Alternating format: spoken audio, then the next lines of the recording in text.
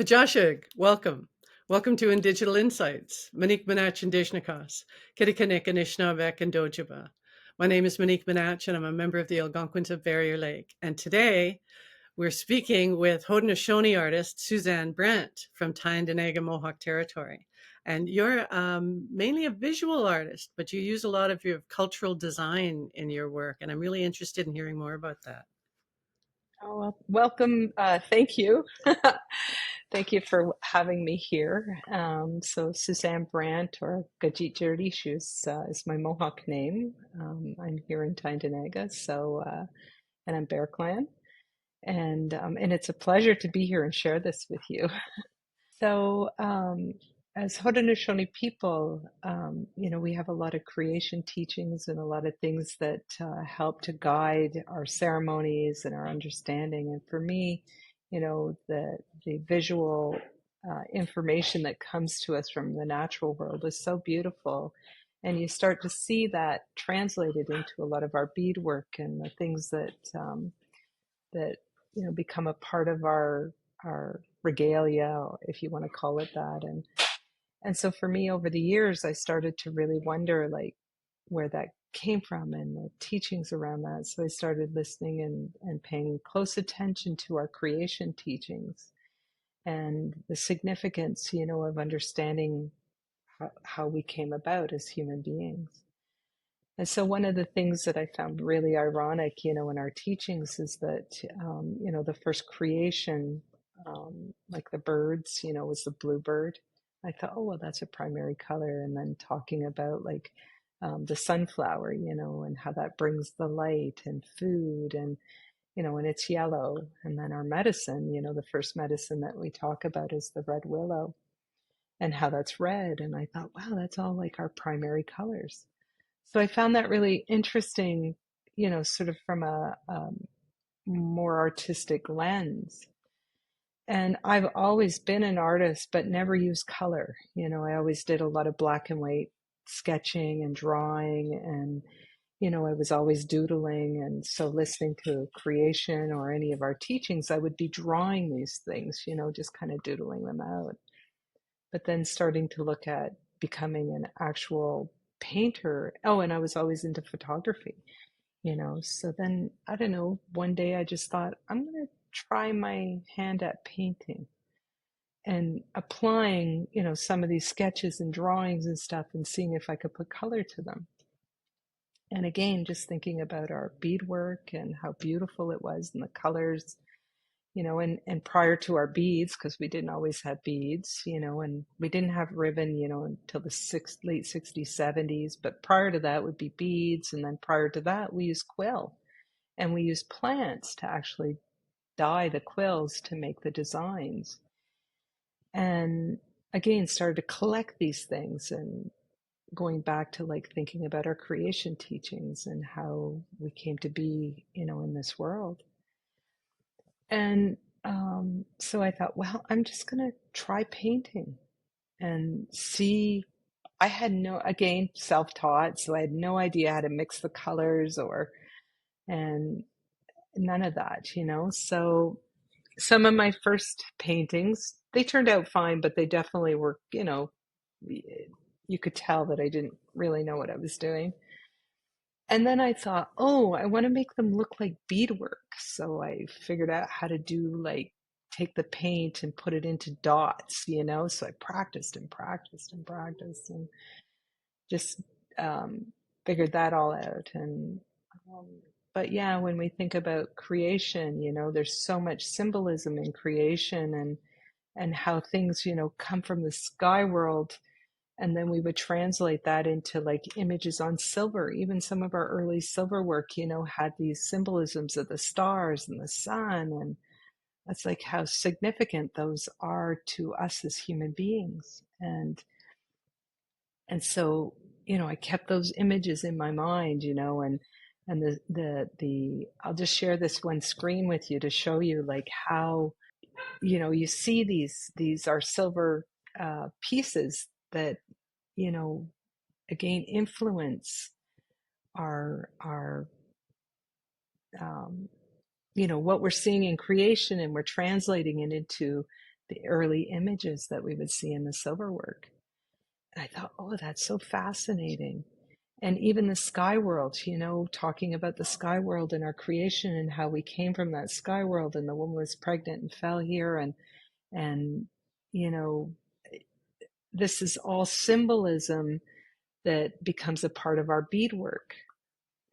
So yeah, it inspired me. And like I said, I was always a drawer. I always doodled with pens and created things black and white.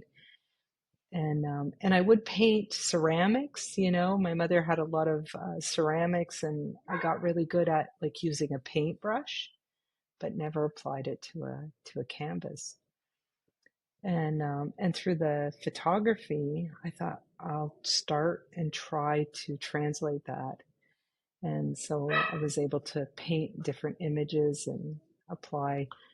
But what was more fascinating to me was thinking about our historical symbolism and how that would appear in our art and in our different pouches and things. And here's another image just to share with you that has influenced some paintings that I've done. But this shows like the Thunderbird, and the significance of the eagle to us and the turtle you see in here. And so I applied that to my own work, and thinking about that quill work and how can we bring that forward into images today that's more modern. And so I created paintings that not only have the symbolism in there, but then trying to make it look like work, because again, that became very significant as we went through these different stages from quills to beads, and then eventually adding, rather than doing the leather, and then just thinking about, for me, as Bear Clan, there's a lot tied to medicine, and I'd learned about traditional medicines and been involved in that since I was, young teenager. And then with my Mohawk name, Gajit Jardishus means a flower taken apart. And so I was told, part of that responsibility then is putting those medicines back together. That brings that balance in my life. So for me, I received my Mohawk name in my teens, and it means a flower taken apart. So it's Gajit Jardishus. And so part of my responsibility, I guess, in life is to learn about the medicines, to put that back together, bring those medicines and put them back together, which brings balance to me. So I've always been, involved in helping others with learning about the plants, and being in the natural world, gathering medicines and things really opened my eyes again to like the beautiful colors and the beautiful designs and the beautiful plants that we have. And I could really envision how our, people took those and put them into like quill work and beadwork, and brought them into like and used the dyes, from the plants to create these beautiful colors.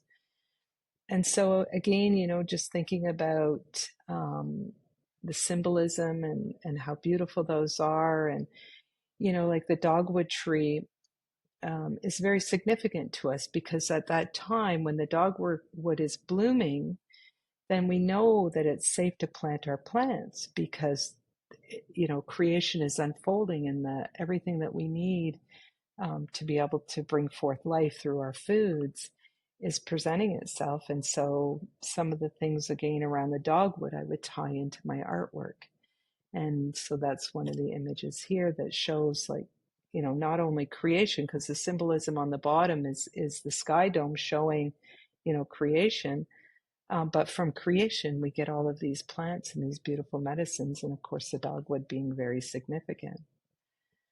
So just trying to really grasp, and understand creation and our relationship to creation, and then tying these things in. And I mentioned, in our creation teachings, it talks about a time when the sky woman is here and she's dancing on the earth, and the earth starts to form. And one of the first foods that come are the sunflowers. And so they say that was the light to symbolize, light in this world. And we have a very specific sunflower to the Haudenosaunee, which has the five, heads on it. And so you see that again in our beadwork, the sky dome along the bottom with the sunflower coming out and the flowers. And so, I thought, well, I want to tie that again into some of my art and express that through a more artistic vision, and make it more modern. So that's the image that's here, is taking that sort of beadwork, the sky or the sunflowers, and then tying it into my own work. The other thing that's really significant, I'll keep it in order. So, um, and I mentioned about the sky dome. So these are some symbols that come up, with the creation, and that how we are in a dome. The earth is surrounded by this dome, and the sky woman came through that dome to come into this world, and it was a water world. And again, as I mentioned, she dances to bring forth life, and the earth starts to form. And on the back of the earth, it was on the back of a turtle. And you start to see in the imaging, that shows the sun on the edge of the dome, and shows life coming through, and that, there's life so the plant life comes out of the earth. And so in these symbols that we would see in our art, you'll see life coming forward and visually representing that sky dome, And so again, I wanted to try to tie that in to the work that I do, and the art that I was creating.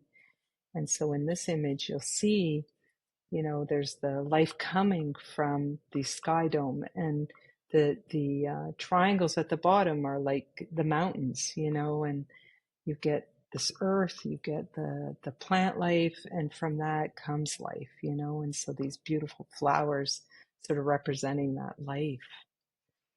And then at one point in our history, with the coming of other cultures and other people, there was a lot of conflict. Well, there was conflict even before that. Nations that were here, Indigenous nations, we would have conflict, and there would be absorption of other nations or support of other nations. And so historically, you would see these images of in our combs that we would put in our hair, and sometimes on our pipes. So I'll talk about that in a minute. But in our combs, you would see like this duality that exists. And we talk about that in our creation. And it's not like, it's not the duality of like good and bad or anything like that. It's that in life, all life is death. And in all life and death, there are these balances that happen, and and so when we would go to war, the men would paint themselves in black, and then they would paint themselves in red, and it was very symbolic of death and life. Red representing the life force, the black representing the death. And so again, in the historical accounting of our people as Haudenosaunee people, you would see these things. So I would think a lot about like, wow, that's interesting. The red and how much it represents, life and the flowing of blood, and then how we would see these combs, and we would use the negative space to show our imaging, and there was always this duality a lot of times in our art, in our work, in the symbolism, and that was to represent the sky world and this world. And then you would see in our wampums, the imaging of what a human being would look like, that there would be these wampums and they would have these symbols of humans. So again, I tried to like incorporate that into some of my work, and the wampum into my work, and just to show again the symbolism that was there, and that, you have the creation and all life forming, and plants again coming from that. But then we have times in our history where we would develop, relationships with other nations. And so you see these wampums that come through when the peacemaker came, when he set us up in our confederacies, and very symbolic, and again wanted to incorporate that. Oh, here's some images of the hourglass. Um, Again, I mentioned about the negative space and how we would remove things so that you could see the imaging in through this negative space. But also there was a lot of times you would see these hourglass images in our historical work, um, and in the beadwork too. And that was a symbolism, this hourglass of, a reflection of what's happening in the sky world is also happening in this world. And there was this one piece that I found that I thought was really interesting. It was all quill work, and that's the one in this image here that has the quill work. And how you would see the reflection in all of these different areas. And so the sky world, and then this world, and in this world, you see the corn coming out of that image. And so I thought, well, that's very fascinating that we have this hourglass, that we see things as a duality, but also a reflection. So we have the duality part, and then as you move into these hourglass, it's like what's happening in the sky world is happening in this world. And so again, I try to incorporate that into some of my images and have it reflected in some of these pieces that I would create. Um, and taking into consideration, like, other symbolism, like the sunflower, and the flowers that were in our work. So it all translated. And then of course, I mentioned earlier about the sky woman when she fell into this world, and the birds brought her down onto the back of a turtle. And then we refer to this land as Turtle Island because it was formed on the back of a turtle. And so again, that was very symbolic and very significant in terms of the teachings and understanding of our existence as human beings. So I also incorporated the turtle into some of my images to bring forth a way that captures again the reflection, the hourglass reflection, but also life, the flowers, and how they're so, and medicines, how significant they are to our existence as human beings and our continuation as human beings, and also the symbolism of the sky world. But there's also other symbols that are, present in my work around, the water and the mountains. And yeah, so that's some of it. The other thing that really influenced my art was cradleboards. So, and I'll just tell a little story about the cradleboard. So, when our babies are born, um, we want them to develop their ability to observe the natural world and their senses through observation and through their ears, and that they learn to hear our voices, and not movement yet, not touching everything and getting that sensory development right off. So we put them in the cradle boards, and we allow them to just observe. And we would, even when we're outside working, we just lean them up against a tree so they can see the natural world and hear those natural sounds. And I used to think, because I put my kids in cradle boards, and I thought, wow, like it's so beautiful, like just the the ability to develop in that way. And so I'll tell you a little story. There was a show that Ken Monkman had helped develop in Toronto. And of course, it was around the residential schools and the impacts of removing our children from our families, and that was so horrific. And I had been collecting images, as many as I could find, from the Smithsonian to wherever, of cradle boards to help influence again my art. And I went to the show, and on the wall were the cradle boards, some of the actual cradle boards that I had images only of. And I was like, wow, these are so amazing, like just to see them. But next to them was just the boards with no images on them. They were just empty boards. And then next to those was just chalk drawings. And I thought to myself, like, it impacted me directly, because just found so much, um, the cradle boards were so important and so beautiful, and the images were so impactful for me, you know? And when I looked at that, I sat for about, I bet you a good 15, 20 minutes and just cried looking at that, thinking about those babies and the loss of our culture and our traditions and these practices that have such beautiful impacts on our development, our ability to, again, sense things, you know, and be aware of our natural world. And to see that empty space of just chalk and the loss was significant. So yeah, that was incredible. Like, so, you know, again, really wanting to incorporate some of that symbolism, you know, back to my work to make sure that I was capturing some of these things that were so powerful. Like, you know, sometimes they're clans that are on there, sometimes they're just plant life, you know? So not just, but that they're plants and they're a part of our creation. So for me, you know, the floral patterns that we have within our imaging was very significant for many reasons, but mainly because I was out gathering a lot of medicines and collecting plants. And you know, for me, I understand like the significance. You eat those plants, they become a part of you. You know, the medicines, you take those medicines, it actually communicates with your body, same with the plants.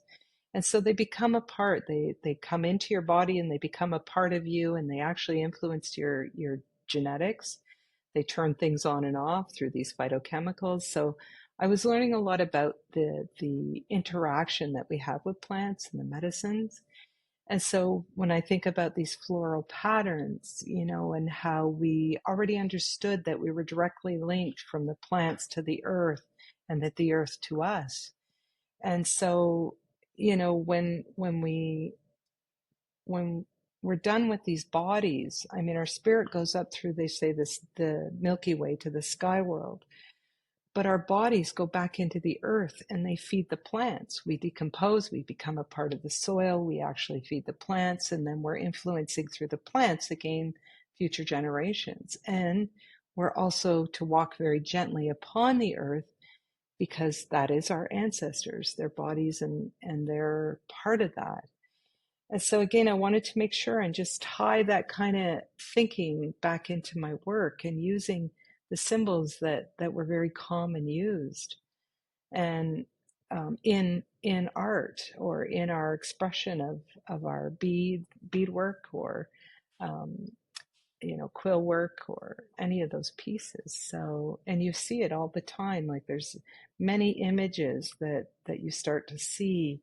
Um, you know, the fiddleheads, the cherries, the different winds, the waterways. All of those get tied into these symbols that are very common.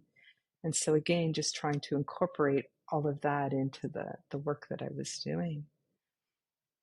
And and these are some others, you know, that could be representing plants or they could be part of the clans, you know.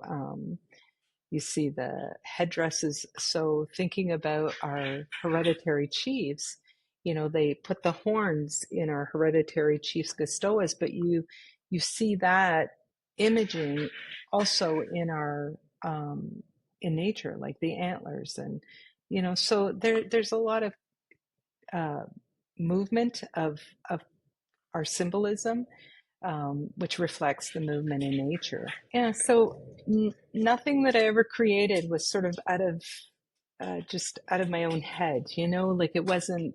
I mean, I shouldn't say nothing. There were things that I did create. I shouldn't say that. But when I sat down and wanted to be creative, it was this information flowing from the experiences of teachings that I would, you know, receive on creation teachings or on the peacemaker or on our ceremonies, you know, and the significance of those ceremonies. And it would all tie back into my existence in this world and our continuance as human beings.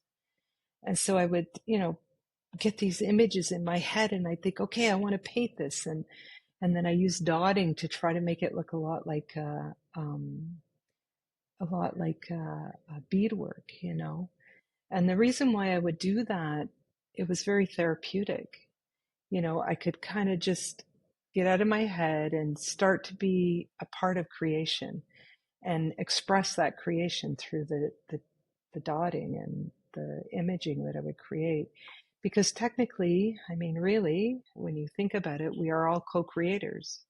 And as I was mentioning, when our bodies go back into the earth, we're still creating.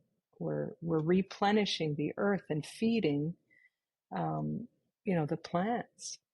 And so, as a co-creator, I wanted to be able to keep that movement happening, and still do. I still do a lot of art or beading or more recently sewing. Just putting things together and being creative. So yeah, here's some more imaging just to show, incorporation of different symbolism. The other thing that we would see a lot of is these zigzags and the trees, in the water. So these were all patterns that would be very symbolic. They sometimes look like teepees, but they're not actually. They're symbols of mountains and um, sunrises and things like that that actually are representative of the things that we would see in the natural world. Yeah. And let me see, I think I've got an image here. I might have showed this one, but this one is, taking some again of the zigzags, the water, the cherry trees, the flowers, and then the creation itself, where the sky woman is dancing on the back of a turtle.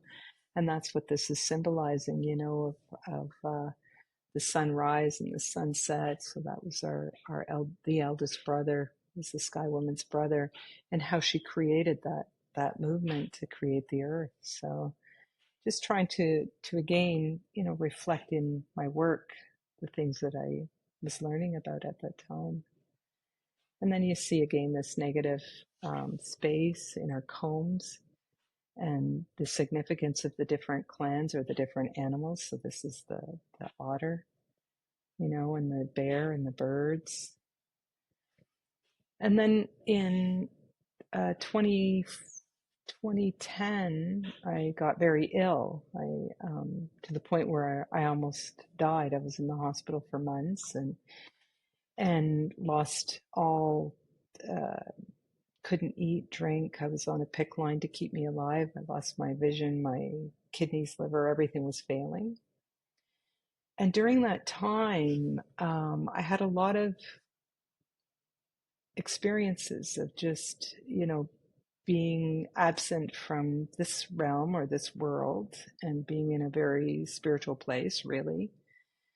And when I started to kind of,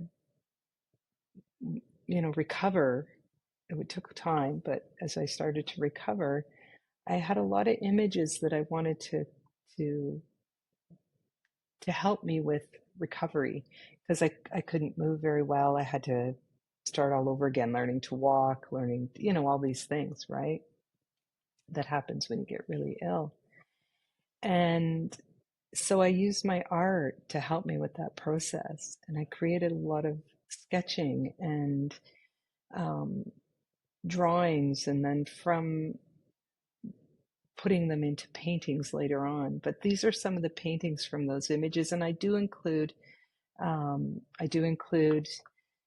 some more images of pottery. So I started to look into like the designs of our pottery because I found that very fascinating as I was recovering, thinking about like the earth itself, the soil, and how we would make these pots and how we would put our seeds in there and how we would put our water in there and how these vessels would carry things. And, for me, it was because of my water that I got sick. And so I started to look more and more into the images that were on pottery and incorporating those. And yeah, and I drew out a lot of these black and whites again because I couldn't really use a paintbrush that well. I could use it, but I couldn't get up and move around that easily. So it took time. So I started to draw these images and And so some of these ones that I'm going to show you now are more like the black and white images that I would draw out and then eventually paint.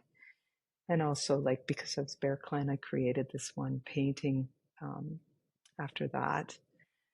And then, like, there's an image of just how we move through creation, you know, as human beings and support one another and ensure the continuance through, you know, the relationships through marriage or coming together, and how we have the children, you know, that's again about that continuance, that the male female energy comes together and that we make the future generations, you know. And so some of these images about walking these certain paths and how um, we're walking into life and into creation and walking through creation, and how we continue that and ensure that continuance.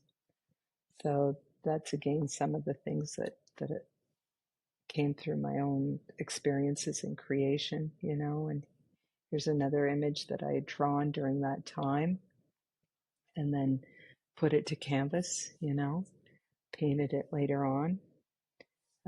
But again, symbolizing the significance of just coming together. And that's not necessarily, even in some of these, they're not necessarily like marriage but just how humans come together and how important that is for creation, and how we do rely upon others and one another, and the importance of that, especially, you know, when you need care and you're needing support, you know, that becomes very significant.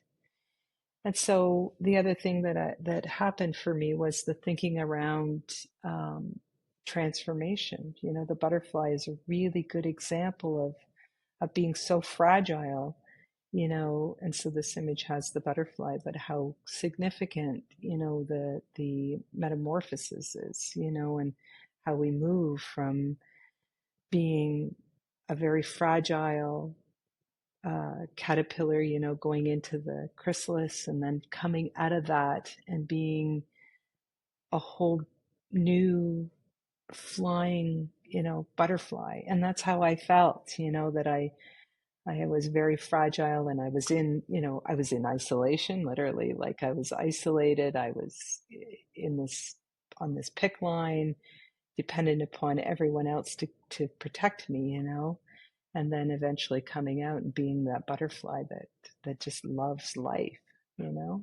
Then, you know, sort of for me, the art, I still paint. I don't paint as often, you know. With my role now, I'm president of the FNTI and doing post-secondary and involved in, you know, setting up legislation and getting our institute accredited, and now program accreditation. But very significant path that I took to learn our culture, our traditions, our ceremonies, and participating in that, and then going through this transformation myself. And that life, you know, helps us, it guides us. Even the difficult things that we go through are experiences that help to guide us onto the path that we're to be on, which is really of service to others, you know, to help and to nurture and to support. And so my role now is really around that, is providing that support for students and the knowledge, and being able to have a space to bring forth our own traditional knowledge and our understandings in a post-secondary setting, and the transformation that we get to see with our students, and creating, you know, a model of making sure that everyone feels supported, and learning, you know, who they are and our culture and traditions and how beautiful they are, you know. And something I've been learning more about is our connection to the sun, the moon, the stars, the constellations. They all inform when we do our ceremonies, when we plant. You know, we had ceremonies that honored the solstice, that honored the equinox. All of those, we've lost a lot of that, but we did have them, you know. And most of our ceremonies as Haudenosaunee are around the foods, you know. It's all cycled around the foods, and also our medicines. We have ceremonies for medicine. And we have ceremonies for honoring our ancestors, you know. And so all of those tie into the significance of our existence and our continuance as human beings. And so, you know, and I have, like I say, been picking up a paintbrush a little bit more now you know, when I get time to be more creative. But I've also been really thinking a lot about sacred items that I've gained over the years, you know, and things and how to look after those better. And so I've been doing more sewing and creating like some beautiful sort of ways to keep those, and especially for as I'm getting older. And I think, you know, if I was to pass away, say tomorrow, these things are in a sacred space for my children to carry on. When you're creating these items, are there protocols around the creation of these items or the creation of your art that you feel important that I you follow? think everything that we do, especially when you're like, if you're planting, if you're singing, you know, if we're doing our songs, um, if you're out in the natural world, everything needs to carry a good mind. You know, as Haudenosaunee, we have that principle of Gatnikordio, which is the good mind. And so when I'm thinking about, you know, my art, it's not to go into it, you know, angry or upset or having a bad mind, like not a bad mind, but an imbalanced mind. It's really about that good mind, you know, and to allow the flow of creation. So I always think, you know, nothing is ever wrong. Like even if you paint something and you think, wow, like that's just terrible. I've never had that experience. I think, no, I want, no matter what it is, it's just not maybe the time, you know, for it to come forward, whatever you're um, co-creating, you know. So there are things that I've started and I didn't finish for 10 years later. You know, it just it's timing and it's allowing that movement. But yeah, when you go into any creation, food preparation, you know, when you're doing quill work, when you're doing beadwork, when you're doing art, painting, even photography, you know, to be conscious of the fact that you need that good mind. And a lot of our people wouldn't allow for photography because you're capturing the spirit of that person. So we have to be very conscious of that, not only, you know, for even videoing or filming or taking a picture of the natural world, you're capturing the essence of that. So you want to make sure that you're in a good place and that you have good relations. And, you know, when we go to pick medicine, you have to have that good mind. You have to introduce yourself, you know, to the plants. You only pick, you know, you give thanks and offer tobacco before you pick the first one. You know, you don't pick the first one, I should say, you know, and you don't pick the second one, the third one. Some even say the five, up to five, because it could be the last one that you're picking, you know. So when I think about when I do my art and I'm painting, I want that good mind. I want to be free and allow whatever visual needs to come through.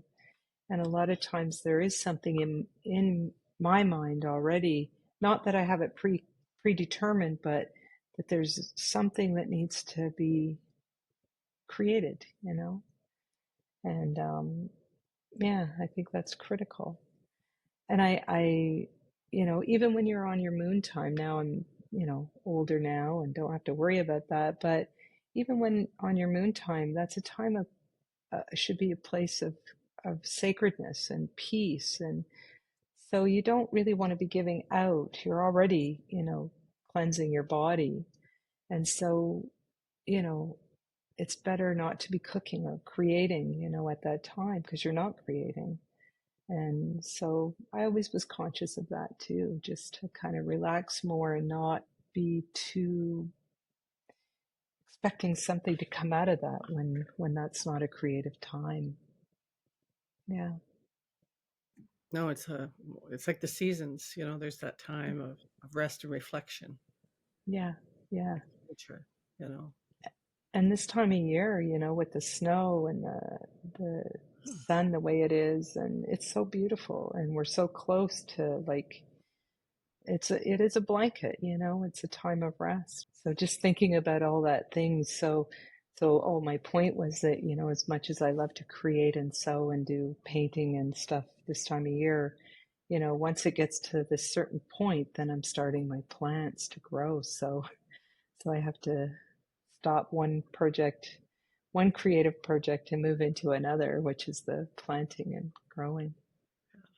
There's so many what I find similarities between the teachings, even the images. When you were talking about the human being image, we had wampum belts, Yeah, and we had some. I remember the day in working at FNTI when we we realized that there had been an agreement between the people of Tyendinaga and my community right. uh, Yeah, after conflict, and how these belts. There's a photograph that is online. It's a picture of my people from my community, and my grandfather is holding two of the wampum belts, and then somebody else's. There were five of them all together. And when they were concerned because the priests were coming and they were taking all these things, they actually sent them to Tuscarora. They wow. were kept safe there until eventually, I think in the 50s or 60s, they were brought back up to Kittigan-Zibi, and those are the ones that William Commanda had. Oh, wow. I just got goosebumps. Wow. So that Yeah, that sharing, that relationship, that.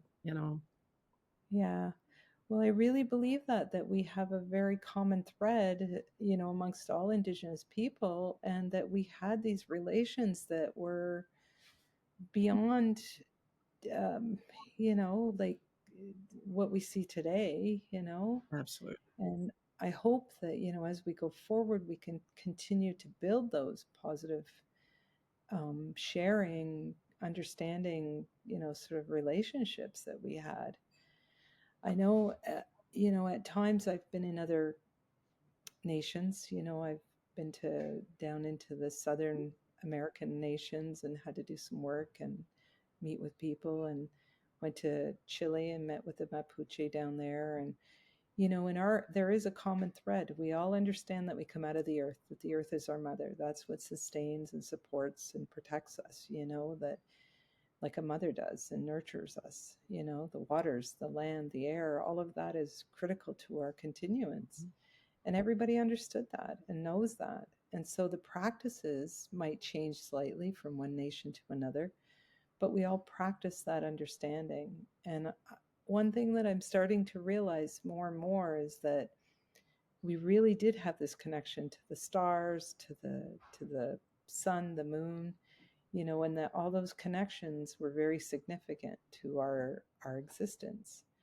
And as there's more and more research, people understanding again that our existence was here for many, many thousands and tens of thousands of years, that we knew that and understood those relations. Absolutely. And I find that so beautiful. And also the fact that I think if we hadn't been disrupted through the colonial, the residential schools and the imposed sort of policies that removed us from our culture and our traditions and our language, that we would be able to still to this day, educate and teach and share and practice in ways that would be so much healthier and better. Mhm. And so I know for me, like being at FNTI, that's a part of it. I had an uncle that was my Uncle Earl, who was he wasn't a hereditary chief. He was a band council chief at the time, but he really understood, the importance of education, and started FNTI 40 years ago, um, because of knowing that through teaching and sharing and transferring that knowledge, we could be back to that place of relating to creation in a good way, and ensuring that we continue as human beings and foster our relations with ourselves and our families and our communities. And when I think about colonization, the first thing I think about is removing us from the land, you know? And that was the purpose. You know, a lot of policies were put in place to, one, extract resources. They wanted our resources, but two, to remove us. Because once you remove people from the land, then you remove them from their families through the residential schools. Then you remove them from yourself, you know. And by doing that, removing us from the land, removing us from our families, and then disconnecting us from ourselves, it allows for control over everything, you know? And so reclaiming ourselves again, learning who we are, and learning that we are creators, you know, co creators in creation, and learning that we have these connections and the relationships, that our families are not just, you know, that there's more to it, you know, that our families are not just our immediate families, but it's all of creation that's a family in relation to us, and that we have a responsibility to protect and nurture those families as they protect and nurture us, and then connecting us back to the land itself, you know, going back into the land, accessing those foods that are part of our ancestors, and then becoming a part of that soil again, you know. It's all reciprocity, it's all cyclical, it's all connection, it's all relation. So I really feel that, you know, in my uncle's vision of education, I started to really realize that that is how we get back there again. And so, and be creative, you know, and teach people how to gather our traditional foods again, how to plant, how to, um, you know, how to give thanks, you know, have gratitude. So, I have two nieces. One of them is seamstress. She's married to a guy from Akwesasne. They live in Akwesasne, and beautiful work that she does. The gorgeous ribbon skirts and ribbon shirts and everything that she does. She was taught by a lovely woman there. And my other niece, and I've always been kind of concerned because I don't have those, you know, how to tan hides or, you know, like all that stuff. I don't have that knowledge. I don't have the language. But my niece, the younger of the two, she's going to OCAD. She's an artist. Her mom is from Wiki, and she's just, I'm blown away by this kid. She does she teaches tanning workshops. She's oh, learning the language. She can speak, like, I wouldn't say she's totally fluent, but she's really getting there. yeah, She's a dancer. She's, you know, so to see that happen in the next generation, you know, it kind of made me relax a little bit. To like, okay, I have other things that I'm doing, yeah, um, but she's got that. You know? And when I look at yeah, her older sister, she's got that. So okay, you know, we're yeah. There's hope. yeah, Yeah, exactly. And I'm seeing that yeah. it's not lost. It's resurging, you know, and it's revitalizing, and it's yeah. And you think about the work you are doing, capturing, you know, stories and capturing the significance, you know, of these pieces. Like, that's a contribution to the future too, you know. And Well, that was the issue we had, like when we were running the media program. There was a yeah, lot of talk back then about whether or not we should be recording elders. And people yeah, were saying you're disrupting the relationship between elders and youth. You know, that we're not meant to be recorded. You're taking our, you know, there's an essence that you're taking from us. But then there's also, like, I would give anything, even to see a recording of my grandmother and hear her words. And because of our oral tradition, it's not just about the words; it's about the nuance. It's the tilt of the head. It's the hand, the yeah, glint in the eye. It's the little joke in the middle, like, you know, that brings the stories to life. yeah, And I think yeah. we need to treat these recordings. They're sacred, and Yeah. they need to be treated as such. But I think having them to pass on, because we've lost so much, having these things that we can, you know, pass on to the next generations, I think is so So important. important. Yeah. I agree. I have to agree. Yeah, and I think, when I think of, because you're right, there's a lot of people that were very resistant to having anything recorded. But now when I think about like COVID and what that did for us, and I have to be honest, I was guilty of that too. Like, there's no way we are going to do a virtual classroom like prior to COVID. Everything's got to be in person. There has to be the interaction, which is true. Everything is in ceremony in it. And I had this thinking that you can't do any of this without being in person. And when COVID hit, it showed us that if there's a tool to connect, then you use it. And we pivoted really quick, like to get everybody within weeks. We had everybody on a virtual classroom. We continued our classes, and our growth was just huge because it provided access to people that couldn't get access. And we were still able to do ceremony. We were still able to send out bundles to people to do their own medicines. Like, it's not impossible to share and connect and help, transfer knowledge, whatever the platform is. And I think, that was my limited thinking. And I still think, it's important to be in the presence of people as much as we can. But in the absence of that ability, we have been able to connect with people all over in ways that we couldn't before, and share information and share understandings and share knowledge that we didn't have the ability to do. So out of that devastation also came a lot of growth and a lot of potential, and it's so precious.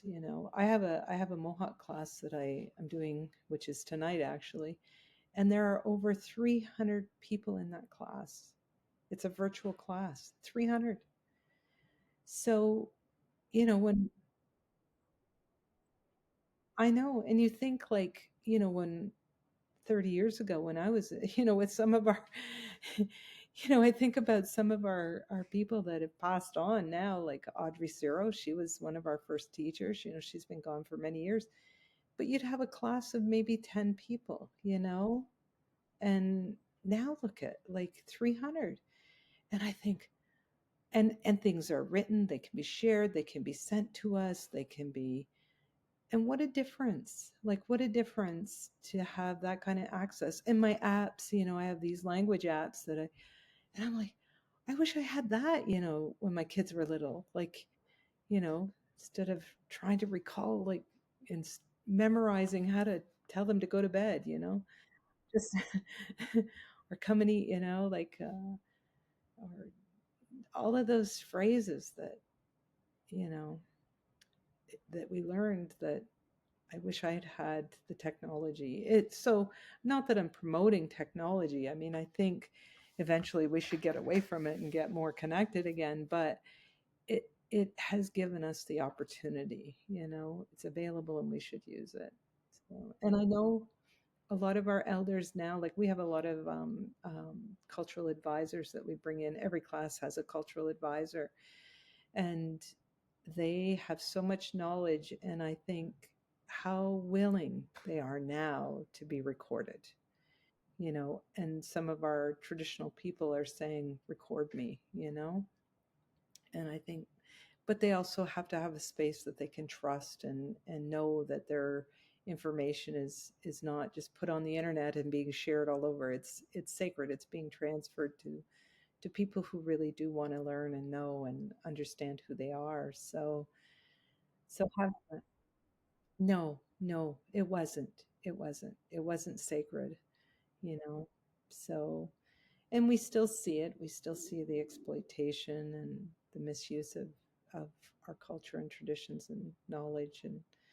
But at the same time, we all have a responsibility to protect that and share appropriately. And, you know, so I feel really honored actually as a Haudenosaunee person, as a Mohawk woman to be in the space that I'm in and to have the experiences that I've had and to still be, thinking about art, thinking that I still have the ability to co-create, to be a part of creation and be a creator in creation and grow my gardens and, cook my food and paint my pictures and make beautiful, sewing things, that they may not be beautiful to anybody else, but to me, they're beautiful. So yeah, it's an honor. And I look forward to, learning more and more as I get older too, and transferring that now to my grandkids. As I mentioned, I have 5 grandchildren now, and they're always asking questions and being able to share those and having that space and time and the ability, the mind, fortunately, to be able to tell stories and think, of things that I can share. So yeah, it's a beautiful space to move into, really, to this next stage of our lives. Yeah. And I hope that others, as they get there, that they can have that peace and that we can show them that, yeah, this is a beautiful, fortunate. Yeah. Yeah. Okay. Well, thank you. Kachimigwich. I so Oh appreciate yeah. you taking the time to talk with us today. And Yeah. I learned so much from you. I could just listen to you all day. I learn so much every time. It's a pleasure. It's a real pleasure and an honor. Well, wait till the staff find out that I did this presentation, because they're going to be like, "When's ours?" Because they always want me to present something all the time. Which is fine. I love it. I love the sharing and being a part of things.